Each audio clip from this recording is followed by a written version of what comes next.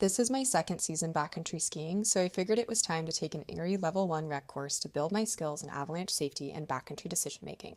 If you've ever been curious about taking an avalanche safety course, here's a look at what 2 full days in the field were like and why it was so valuable. We started at the shop, going over the avalanche forecast for the day and planning our route. I checked forecasts before, but actually breaking it down with the group and discussing how those conditions would play out in the terrain helped me refine my planning process. At the trailhead, we did beacon checks to make sure everyone's rescue gear was working and then set off on a short tour. The main focus of the day was avalanche rescue practice. We ran through beacon drills, probing techniques, and burial scenarios. Despite knowing it was just a drill, there was real urgency when the clock started, and it made me realize how fast things need to happen in an actual rescue situation. We wrapped up the day talking about route selection and where we would and wouldn't want to travel based on the conditions we saw. Day 2 was focused on terrain management and snowpack analysis. The avalanche problem of the day was wind slabs, so we factored that into our tour plan before taking the lifts to the resort's backcountry gate.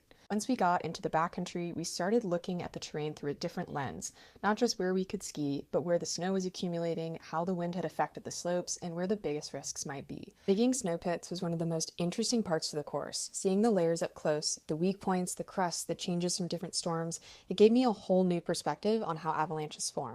It's easy to think of snow as just snow, but when you start seeing it in layers, you realize it's ever changing and there's a lot more going on under the surface. At the summit, we planned our descent, talking through group travel techniques, and ended with some untracked powder skiing, which was definitely a highlight. One of my biggest takeaways from this course is that it's just the start. Avalanche education doesn't stop when the course ends, it's something you build on every time you go into the backcountry. Huge thanks to Shasta Mountain Guides for such an awesome hands-on learning experience. If you ski or ride in the backcountry, I firmly believe an avalanche safety course is one of the best investments you can make.